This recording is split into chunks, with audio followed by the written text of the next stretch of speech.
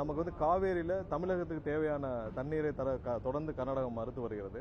Kaveri water management போர்டில் கொடுத்ததும் அவங்க ரெகுலாரிட்டியில் கொடுக்கப்பட்ட எவ்வளவு நீர் கொடுக்கப்படணும்னு சொன்னதையும் அவர்களும் தொடர்ந்து மறுத்துட்டு வராங்க. ஸோ இது அனைத்தையும் சுட்டிக்காட்டி கடந்த வாரம் வந்து கடந்த திங்கட்கிழமை வந்து நம்ம வந்து சுப்ரீம் கோர்ட்டில் ஒரு மனு தாக்கல் செய்து அன்னைக்கே வந்து சுப்ரீம் கோர்ட்லேயும் மென்ஷன் பண்ணோம்.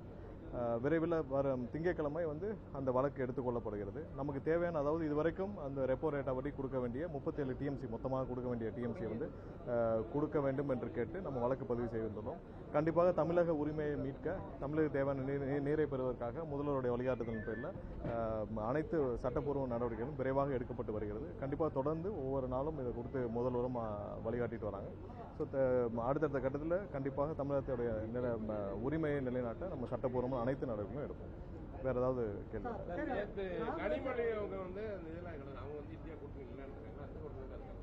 இல்லை, அவங்க ஆல்ரெடி முன்னாடி இப்போ பாஜகவோட மறைமுக கூட்டணி இருந்தாங்க, இப்போ நேரடியாக கூட்டணி இருக்காங்க. ஒரு எம்எல்ஏ அனிதா ராதாகிருஷ்ணன் சொல்றாரு திருச்சி சிவா விரைவில் கேபினெட் அமைச்சர் ஆவான்னு. ஸோ அப்பவே புரிஞ்சிருச்சு இவங்க எல்லாம் பேச்சுவார்த்தையும் முடித்து விட்டு அடுத்த கட்டத்துக்கு நகர்ந்து விட்டாருன்னு. அதே நேரத்தில் அவங்களுடைய முன்னாள் எம்பி திரு கனிமொழி சோமு அவர்கள் சொல்றாங்க நிரந்தர எதிரியும் இல்லை நண்பரும் இல்லைன்னு. அதே தான் வந்து பாரதிய ஜனதா கட்சியுடைய ஒரு தலைவர்னு சொல்றாங்க, திருமதி வானதி சீனிவாசன் சொல்றாங்க நிரந்தர நண்பரும் இல்லை, அரசியல் நிரந்தர எதிரியும் இல்லைன்னு. அப்போ அவங்க கிட்டத்தட்ட 2001 சிச்சுவேஷனுக்கு வந்துட்டாங்க. திமுகவும் எப்படி வந்து பாரதிய ஜனதா கட்சிக்கு முதல்ல திமுக தமிழகத்தில் மிகப்பெரிய அங்கீகாரத்தை பெற்றுக் கொடுத்த திமுக இன்று மீண்டும் வந்து அவங்களுடைய குடும்பத்தை, சொத்துக்களை காப்பாற்ற, குடும்பத்தில் இந்த வழக்குகள் எல்லாம் அனைத்திலிருந்து காப்பாற்றிக் கொள்ள பாரதிய ஜனதா கூட நேரடியாக கூட்டணி வைக்க தயாராகி விட்டாங்களும் தெரியுது. இன்னைக்கு நேற்று வந்து இதுவரைக்கும் இந்தியா கூட்டணியில் யாரும் போகாத நிலையில திமுகவுடைய எம்பிக்கள் மட்டும், இதுதான் நாங்கள் முன்னாடி சொல்லிடுவோம். டீலிமிட்டேஷன்ல அவங்க வந்து ஏப்ரல் மாதம் எடுத்த முடிவில் இதுவரைக்கும் தெளிவாக நாங்கள் எதிர்த்து வாக்களிப்போன்ற ஒரு வார்த்தை திமுக சைடிலிருந்து வரல. நம்ம தீர்மானத்துக்கு ஆதரிச்சிருக்காங்க, ஆனால் நாடாளுமன்றத்தில் இந்த டீலிமிட்டேஷன் சம்பந்தமாக மசோதா வந்தால் இதுவரை நாங்கள் எதிர்த்து வாக்களிப்போம் என்ற ஒரு வார்த்தை சொல்லவில்லை. ஏன்னா அன்னைக்கு நீங்க ஆளுங்கட்சியாக ஏப்ரலுக்கும் இப்போக்கும் என்ன மாறி இருக்கு? அப்போ ஆளுங்கட்சியா இருந்தாங்க, இன்னைக்கு ஆட்சி இல்லை. அதனால பிரச்சனை, கேஸ் எல்லாத்திலையும் மக்களிடம் கொள்ளையடித்த பணங்களை காப்பாற்ற இன்னைக்கு ஒன்றிய அரசோட உதவி தேவை. அது ஒண்ணுக்காக அவர்களை காப்பாற்றிக் கொள்ள இன்னைக்கு வந்து முழுவதுமாக முன்னாடி எப்படி தமிழகத்துடைய அனைத்து நலன்களையும் அடமானம் வச்சாங்களோ இன்னைக்கு அதே மாதிரி அவர்களும் போய் அடிமையாக திமுக வந்து டெல்லியில அடிமையாக கொத்தடிமையாக சரண்டர் ஆயிட்டாங்கன்னா சொல்லுங்க.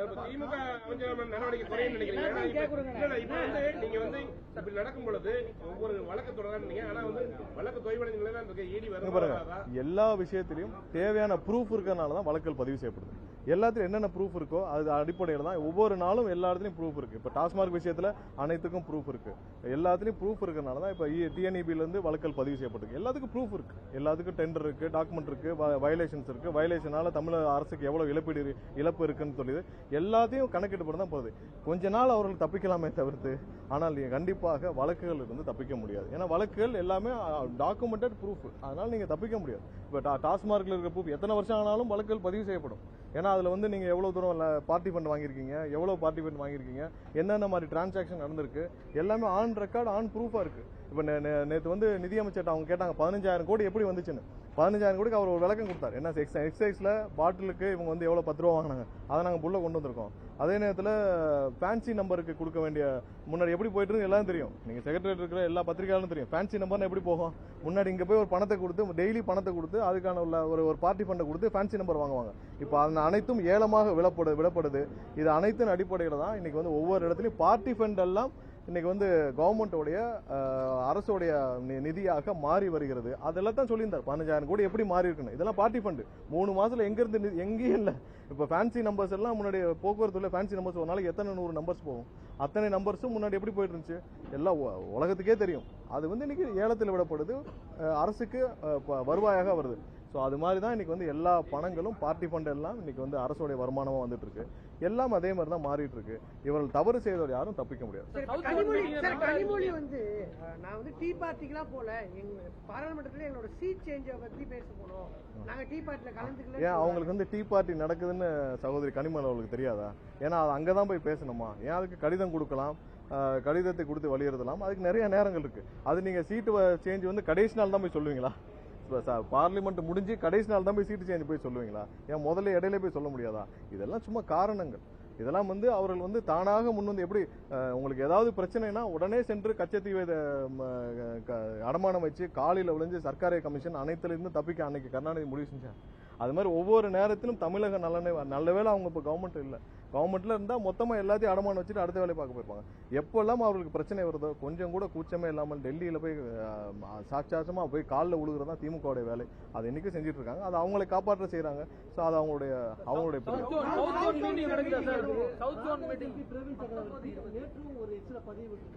டென்மார்க் தூதரகத்துக்கு நான் வந்து தமிழ்நாடு முதலீடு சார்பாக பேசியிருக்கேன். ஏற்கனவே சட்டசபை விளக்கம் கொடுத்த பிறகு அவர் வந்து நிதியமைச்சர்கிட்ட தமிழ்நாடு அரசின் நிதி நிறுவனம் தொடர்பாக பேச சொல்லியிருக்காரு. தொடர்ந்து அவர் தமிழ்நாடு அரசின் பிரதிநிதியாக அவர் தமிழகத்துக்கு சார்பாக அவர் வந்து எம்பியா பேசிட்டு இருக்காரு. சரி, தமிழக அரசு சார்பாக வர்றது எம்பியா பேசிருக்காரு. வேற இல்ல, அடுத்த வாரம் தமிழகத்துல தான் நடக்குது. இது எல்லாமே வந்து ஆஸ் பர் எல்லாம் பேசி ஷெட்யூல்டு படி தான், நம்ம எல்லாம் கொடுத்த தேதி படி தான், டெல்லி ஷெட்யூல் படி தான் நடக்குது. அடுத்த வாரம் இங்க நம்ம மாமல்லபுரத்தில் நடக்குது. அது இன்னும் வந்து ப்ராப்பரான ஷெட்யூல் வரல. பட் எல்லாம் ஆல்ரெடி திட்டமிட்டபடி சவுத் ஜோன் எல்லா சிஎம் உடைய மீட்டிங்கும் நடக்குது. இங்க தான் இல்ல, அதாவது இந்த நிறுவனங்கள் எல்லாம் தமிழகத்துல முதலீடு செய்ய காத்துக்கிட்டு இருந்தவங்க. இப்போ இதே மாதிரி தான் எல்லா இடத்துலையும் எங்கிட்ட வரவங்க எல்லாமே வந்து இது முன்னாடி வந்து நாங்கள் அனைவரும் நாங்கள் வந்து சோலாரில் எல்லாத்துலேயும் நாங்கள் முதலீடு செய்ய காத்துக்கிட்டு இருந்தோம். ஆனால் முன்னாடி இருந்த ஃபார்மாலிட்டிஸே வேற. நீங்கள் அரசு இங்கே எம்ஓஐ செஞ்சாலும் பிஹைண்ட் த ஸ்க்ரீன் வந்து ஃபேமிலியோட ஒரு எம்ஓஐ நடக்கும். அதில் நீங்கள் பார்ட்னர்ஷிப்பு, அப்புறம் அது கொடுங்க, பார்ட்டி ஃபண்ட் கொடுங்க, ஈக்குவல் ஷேர் கொடுங்க, இப்படி எல்லாம் ஒரு பிஹைண்ட் த ஸ்க்ரீன் ஒரு எம்ஓஐ நடக்கும். இந்த எம்ஓஐக்கு பயந்து தான் பெரிய கம்பெனிஸ் எதுவும் முதலீடுக்கு வரவில்லை. இவங்களுக்கு தேவையான இவங்க ஃபண்டே வர்றதுக்கு தான் இப்போ லூலு மால் இந்த மாதிரி ஏதாவது போய் ஒன்றுக்கும் தெரியாத ஒரு கம்பெனியை கொண்டு வந்து இதெல்லாம் வந்து ஒரு ஒரு லூலு மால் மாதிரி சூப்பர் ஒரு பெரிய ஷாப்பிங் காம்ப்ளெக்ஸை திறக்கிறதுக்கு இவங்க போய் இன்வெஸ்ட்மெண்ட்டாக நினச்சி இவங்க கொண்டு வந்தாங்க. ஸோ அந்த மாதிரி பெரிய கம்பெனிஸ் எல்லாம் கண்டிப்பாக முதலீடு செய்ய தமிழகம் வந்து எல்லா வகையிலும் உகந்த ஒரு மாநிலமாக இருக்குன்னு தயாராக இருந்தவர்கள் இன்னைக்கு இந்த திமுக அக்கௌண்ட் போன பிறகு அவங்க எல்லாம் உடனடியாக வந்து அவங்களுக்கு தேவையான எல்லா கதவுகளும் திறக்கப்பட்டிருக்கு. அவங்களுக்கு எல்லா தேவையான அப்ரூவலும் கொடுக்கப்பட்டிருக்கு. அவங்களுக்கு தேவையான எல்லா அனைத்தும் வந்து உடனடியாக சரி செய்யப்பட்டிருக்கு. எங்கேயுமே பார்ட்டி ஃபண்டு வாங்கப்படவில்லை. எங்கேயுமே அவங்களுக்கு பிஹைண்ட் த ஸ்க்ரீன் குடும்பத்தோட உட்காந்து ஒரு எம்ஓலாம் சைன் பண்ணல. முன்னாடி சைன் பண்றது ஒன்று, பின்னாடி சைன் பண்றது ஒன்றுலாம் கிடையாது. நேரடியாக கொடுக்கப்படுறது. இவர்கள் அதே காரணம் தான் ஒவ்வொருத்தரும் இன்னைக்கு வந்து தானாக வந்து இன்னைக்கு வந்து முன் வந்து இன்னைக்கு வந்து முதலீடு செஞ்சுட்டு வராங்க.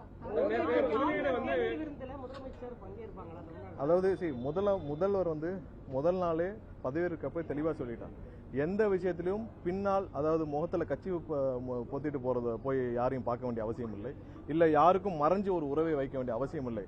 டெல்லியோடையோ யாரிடமோ யார்கிட்ட பேசினோம் அது வெளிப்படையாக இருக்கும். அது தமிழக நலனுக்காக மட்டுமே இருக்கும் தெளிவா சொல்லிட்டார். இது நாளை நடக்க போறது பத்தி இதுவரை எந்த முடிவும் எடுக்கப்படவில்லை.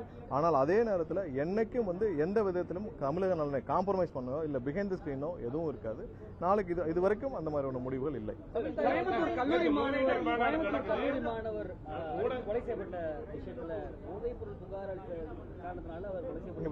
போதை மருந்துகள் கடந்த 5 வருஷமா எவ்வளவு தூரம் தமிழகம் முழுவதும் சர்க்குலேஷன் இருக்குன்னு தெரியும். அதுல கோயம்புத்தூர் கல்லூரிகள்ல இது மாதிரி கடந்த 2 ஆண்டுகளுக்கு முன்னாடியே ஒரு ஹாஸ்டல்ல ஒரு மாணவர் மரணம் அடைந்தார். நிறைய புகார்கள் உங்களுக்கு எல்லாம் தெரியும். போதை மருந்துகள் எவ்வளவு தூரம் சர்க்குலேஷன் இருக்கு. அது போதை மாத்திரைகள், சிந்தட்டிக் ட்ரக்ஸ் எல்லா இடத்துலயும் மெத்தப்பட்ட எல்லாம் இருக்குன்னு தெரியும். கடுமையான நடவடிக்கை எடுக்கப்படுது. ஆனா இந்த விஷயத்துல அவர் மாணவர்களுக்குள்ள ஏற்பட்ட தகராறு, அவர் வந்து அந்த கல்லூரி நிர்வாகம் வந்து அந்த சம்பந்தப்பட்ட மாணவரை பரீட்சையில் மட்டும் அலோவ் பண்ணிருக்காங்க. அவர் நண்பர் வீட்டில் இருந்திருக்கிறாரு. அவருக்குள்ள ஏற்பட்ட தகராறு, ஏன்னா அது சீனியர் ஜூனியர்னு தகராறு இருந்திருக்கு. அதன் மூலியமாக தாக்கப்பட்டிருக்கிறார். அதுக்கு ஹாஸ்பிட்டல் கொண்டு போய் தேவையான அனைத்து நடவடிக்கைகள் அனைவரும் ஒரு கைது செய்துட்டே வராங்க. யார் யார் சம்பந்தப்பட்ட அனைவரும் கடுமையான நடவடிக்கை இருக்கு.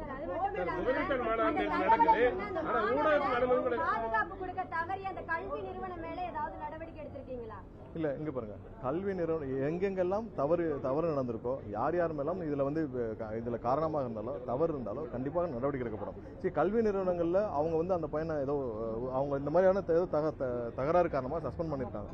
ஸோ அதற்கப்புறம் பரீட்சை எழுத அனுமதிச்சிருக்காங்க. ஸோ அதில் அவர்கள் தரப்பு விளக்கங்களை காவல்துறை ஏற்கனவே ஆராய்ஞ்சிட்டு கேட்டுட்டு வராங்க. பட் இந்த சம்பவத்தில் யார் யார் சம்பந்தப்பட்ட அனைவர் மீதும் வழக்கு பதிவு செய்யப்பட்டிருக்கு. தொடர்ந்து கைது செய்யப்பட்டு வராங்க. ஒரு சில பேர் வந்து தேடிட்டு இருக்காங்க. காவல்துறை துரிதமாக செயல்பட்டு கண்டிப்பாக ஒடுக்கும் வேலையில் முழுவதும் ஈடுபட்டிருக்காங்க. எந்த அளவிலும் யாரும் தப்பிக்க மாட்டாங்க. கண்டிப்பா இதெல்லாம் தடுக்கப்பட வேண்டும். மிகவும் வருத்தமான செயல் அது. நடக்குது. ஆனா ஊடகங்களுக்கு அனுமதி இல்ல. கேட்டா ஒரு விஷயம் என்னன்னா,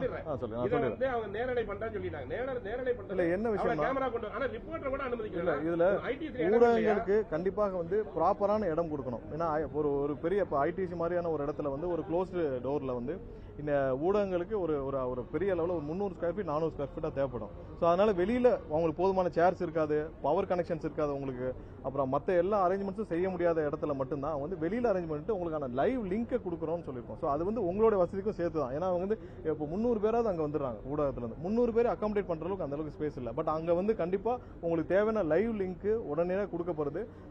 இது ஏற்கனவே நீங்கள் மகாபலிபுரத்துலேயே நாங்கள் நடந்த மீட்டிங்கில் அப்படி தான் இருக்கும். ஏன்னா உள்ள அகாமடேட் பண்ண முடியாது. நீங்கள் கிட்டத்தட்ட ஒரு 100 கேமரா வந்துருது. 100 கேமரா எல்லாம் சேர்த்தீங்கன்னா 300 பேராக இருக்காங்க. 300 பேரை அந்த மாதிரி ஹாலில் அகாமடேட் பண்ண முடியும்னா கண்டிப்பாக கஷ்டம், உங்களுக்கே தெரியும். ஸோ உங்களுடைய சிரமத்தை கருத்தில் கொண்டு, ஏன்னா ஒரு சில பேர் உள்ள வச்சுட்டு ஒரு சில பேர் வெளியே விட முடியாது. அப்புறம் உங்களுக்குள்ள ரொம்ப கஷ்டமா இருக்கு. ஒரு சில கேமரா தவிர்த்து மீதி இப்போ இங்க வந்து உங்களால் அரேஞ்ச் பண்ணப்பட்டிருக்குன்னா நீங்க இவ்வளவு பேர் அகாமடேட் பண்ண முடியும். இந்த அரேஞ்ச்மெண்ட்ஸ் இல்லைன்னா இவ்வளவு கேமராஸ் நீங்க எப்படி அகாமடேட் பண்ணுவீங்க? ஸோ அதுக்கு தான் லைவ் லிங்க் கொடுக்குறோம். இல்ல லைவ் லிங்க் இன்னொன்னு செய்தியாளர்களுக்கு கண்டிப்பா முடிச்ச பிறகு கண்டிப்பா செய்தியாளர் சந்திப்புல சொல்றாங்க. ஏன்னா எல்லாரையும் வந்து நம்ம ஒரே நேரத்தில் 300 பேருக்கு நம்ம அகாமடேட், ஏன்னா ஹாலில் கெப்பாசிட்டி அவ்வளவு பேர் அகாமடேட் பண்ற கஷ்டம். இனி வர காலத்துல அதை நிவர்த்தி செய்யறதுக்கு என்னன்னு கண்டிப்பா பார்ப்போம். தொடர்ந்து இப்போ ப்ராப்பர்ட்டி டாக்ஸ் பல மடங்கு உயர்ந்திருக்கு புகார் எழுந்துட்டு இருக்கு. இல்ல இதுலயும் ராங் பப்ளிசிட்டி தான் டிஎம்கே பண்ணிட்டு இருக்காங்க. ப்ராப்பர்ட்டி டாக்ஸ்ல அவங்க தெளிவா சொல்லியிருக்காங்க என்னன்னா யாரெல்லாம் வந்து குறைந்த அளவுல அசஸ்மெண்ட்ல ப்ராப்ளம் இருக்கு. இப்போ மதுரையில் என்ன ப்ராப்ளம் இருக்குன்னு எல்லாம் சொல்றோம். ப்ராப்பர்ட்டி டாக்ஸ் அசஸ்மெண்ட்ஸ்ல நீங்க சரியா பண்ணாம பணம் வாங்கி கொண்டு ஊழல் செஞ்சு பல 100 கோடி முறைகேடு செஞ்சு ராங் அசஸ்மெண்ட் பண்ணி அவங்களுக்குலாம் வந்து ப்ராப்பர்ட்டி டாக்ஸ்ல பதிவு செஞ்சிருக்காங்க. அதே மாதிரி சென்னையில ரீஅசஸ்மெண்ட் பண்ணிட்டு இருக்காங்க நிறைய இடத்துல. இப்போ 20,000க்கும் மேற்பட்ட கமர்ஷியல் பில்டிங்ஸ்க்கு வந்து கமர்ஷியல் பில்டிங்ஸ்க்கு வயலேஷன் தான் 1 லட்சம் 10 லட்சம் கட்ட வேண்டிய இடத்துல அவங்களுக்கு 1 லட்சம் தான் அவங்களுக்கு மார்க் பண்ணி வச்சிருக்காங்க. இதுக்கு முன்னாடி காலங்களில் யாரோ அங்க இருந்தவங்க எல்லாம் வந்து கவுன்சிலர் எல்லாம் சேர்ந்து பல இடத்துல முறைகேடுகள் செய்து அரசுக்கு பெரிய அளவில் இழப்பீடு இருக்கு. இது வந்து மதுரையில் பெரிய உதாரணம். அதுக்கப்புறம் சென்னையில் ஒரு சில இடத்துல அவங்க கண்டுபிடிச்சிருக்காங்க. அவர்களுக்கும் நோட்டீஸ் அமைச்சிருக்காங்க. இப்போ பெரிய அபார்ட்மெண்ட்ஸ் இருக்கும், ஒரு 500 பேர் இருக்க அபார்ட்மெண்ட்ஸ்ல நீங்க ஒரு 2 வீடு மட்டும் பதிவு செஞ்சுட்டு மீதி வீடுகள் பதிவு செய்யாமல் அதுக்கு ப்ராப்பர்ட்டி டாக்ஸ்னு பதிஞ்சுப்பாங்க. ஸோ இந்த மாதிரி இடத்துல திரும்ப ரீஅசஸ்மெண்ட் பண்றதுக்கான ப்ராசஸ் தான் தவிர்த்து எந்த இடத்திலும் ப்ராப்பர்ட்டி டாக்ஸ் உயர்த்தப்படவில்லை. அவங்களுக்கான ரீஅசஸ்மெண்ட் இப்போ 1 லட்சம் ஸ்கொயர் ஃபீட் கட்டினவங்களுக்கு 1000 ஸ்கொயர் ஃபீட் மட்டும் வரி கட்டினா எப்படி? ஸோ அதனால அது வந்து நிறைய முறைகேடுகள் கடந்த 5 வருடங்களாக திமுக ஆட்சி காலத்தில் எல்லாம் பெரும்பாலான மாநகராட்சியில் இது நடந்திருக்கு. முக்கியமாக மதுரையில் இதனால தான் வந்து ஒரு மேயருடைய கணவரும் கைது செய்யப்பட்டார். பல மண்டல தலைவர்கள் ரிசைன் பண்ணாங்க. இப்போ நம்ம ரீஅசஸ்மெண்ட் பண்ணிட்டு இருக்கோம். மதுரையில் கம்ப்ளீட்டாக ரீஅசஸ்மெண்ட் பண்ணிட்டு இருக்கோம். ஸோ இங்கே அதுக்கான நோட்டீஸ் தான் கொடுத்தாங்களே தவிர்த்து ப்ராப்பர்ட்டி டாக்ஸ் உயர்த்தப்படவில்லை. தவறான தகவல் அதையும் வந்து இப்போ இது தவறாக புரிஞ்சுக்கிட்டதுனால அதையும் ஹோல்டில் போட்டிருக்காங்க. இது ரீஅசஸ்மெண்ட் தான் பண்ணாங்க. நாடாளுமன்ற கூட்டத்தோட முடிவில் பிரியங்கா காந்தி தேநீர் விருந்தில் கலந்துக்கிட்டாங்க டிசம்பர் மாதம். அப்போ அது கூட்டணின்னு சொல்ல முடியாது. இப்போ நீங்கள் கனிமொழி இல்லை திமுகவுடைய ஸ்டாண்ட் உங்களுக்கு எல்லாருக்குமே தெரியும். திமுக என்ன பண்றாங்க? இப்போ நாங்கள் சிம்பிளாக இருக்கோம்ல, டீலிமிட்டேஷன்ல எதிர்த்து வாக்களிப்போம் ஒரே ஒருத்தர், ஏன்னா எல்லாரும் மியூட்ல இருக்காங்க, ஒரே ஒருத்தர். அப்புறம் இல்லாமல் எதுக்கு வந்து அனிதா ராதாகிருஷ்ணன் எங்க திருச்சி சிவா மினிஸ்டர் ஆக போறாங்க, அது யாராவது மறுத்து இல்லைன்னு சொன்னாங்களா?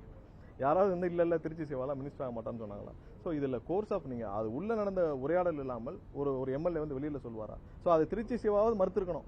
இல்ல நான் அப்படிலாம் இல்லை, நாங்கள் என்றும் பாஜகவுடன் கூட்டணி இருக்க திருச்சி சிவாவது மறுத்தாரா? யாருமே மறுக்கலை. மறுக்காத பட்சத்தில் கண்டிப்பாக இது புரிந்து கொள்ள வேண்டிய விஷயம் தான். இவங்க ஏற்கனவே 2001 அப்படிதான் சொன்னாங்க. அவர்களை காப்பாற்றுக்குள்ள என்ன வேணும் செய்வாங்க, அதுதான் முடிவெடுத்திருக்காங்க. வேற ஒன்றும் இல்லை. தீர்மானத்திற்கு ஆதரவாக வாக்களிச்சதும் நாடாளுமன்றத்தில் அவர்கள் போய் எத்தனை இடத்துல அவர்கள் 2 நிலைப்பாடு எடுத்திருக்காங்க. இங்க ஒண்ணு பேசுவாங்க. காவேரி விஷயத்துல 71ல கருணாநிதி அவர்கள் என்ன சொன்னாரு? நீங்க எல்லாம் ஐயா மூப்பனார் அவர்கள் அப்ப இருந்த விவசாய சங்கங்கள் எல்லாம் சேர்ந்த போட்ட மனுவை நீங்க வாபஸ் வாங்க, அரசு சார்பாக நாங்கள் ஒரு வழக்கு பதிவு செய்யப்படும், நாங்க அந்த 74 கான்ட்ராக்டை புதுப்பிச்சுக்கிறோம், நாங்க அடுத்த 50 வருஷம் எக்ஸ்டெண்ட் பண்ணிக்கிறோம் வாக்குறுதி கொடுத்துட்டானா 71 இதை வந்து கேஸை வாபஸ் வாங்க வச்சாரு. அப்புறம் என்ன பண்ணாரு? அப்புறம் தனியாக டெல்லியில போய் காலில் விழுந்து கச்சத்தீவையும் சேர்த்து அடமானம் வச்சு காவேரியும் தவறு விட்டதுன்னா அந்த கேஸை கொண்டு வந்து முடிக்கிறதுக்கே கிட்டத்தட்ட 30 வருஷம் ஆச்சு. ஸோ அதெல்லாம் அவர்கள் செய்த தவறுக்கெல்லாம் அவர்கள் என்னைக்கு இப்படியும் பேசுவாங்க, அப்புறம் கண்கள் பணிக்கிறதுன்னு சொல்லி ஒரே நாளில் மாத்திட்டு போயிட்டே இருப்பாங்க.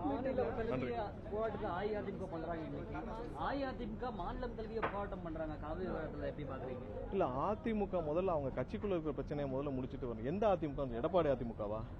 எடப்பாடி அதிமுக சட்டசபையிலே வந்து திரு எடப்பாடி அவர்கள் பேசினா அவருக்கு சப்போர்ட்டா திமுக வர்றாங்க, திமுக பேசினா எடப்பாடி வர்றாங்க. ஸோ இதுல எந்த அதிமுக? எடப்பாடி அதிமுகவா? எடப்பாடி அதிமுகவுக்கு அவர் ஒரு 10 பேர் இருக்காங்க. அந்த 10 பேர் என்ன செய்யறாங்க? அந்த போராட்டத்தில் பாதி பேர் கலந்துக்கலன்னு அவங்க கட்சியிலேருந்து அனௌன்ஸ்மெண்ட் பண்ணிட்டாங்க. ஸோ முதல்ல கட்சியில் இருக்கிற பிரச்சனையே என்னன்னு அவங்க முடிவு பண்ணட்டும். எதுக்கு போராட்டம் பண்றாங்கன்னு அவங்க கட்சிக்காரங்களே தெரியல. சும்மா அவர் வந்து அவருடைய ஸ்ட்ரென்த், அவர் கூட எத்தனை பேர் நிக்கிறாங்கன்னு காட்டுறது அந்த போராட்டம். திரு எடப்பாடி அவர்கள் அவரோட கட்சியில் எத்தனை பேர், அவரோட எத்தனை எம்எல்ஏக்கள் இருக்காங்கன்னு டெமான்ஸ்ட்ரேட் பண்றது அந்த போராட்டம். இந்த போராட்டத்திற்கும் அவர் எதுக்கு பண்றாரு, அவங்க முதல்ல அந்த போராட்டம் பண்ற கட்சிக்காரங்களுக்கு யாருக்குமே தெரியாது. ஸ்மார்ட் மீட்டர்ல என்ன சார் ஸ்மார்ட் மீட்டர் இல்ல விரைவில் அறிவிக்கப்படும்.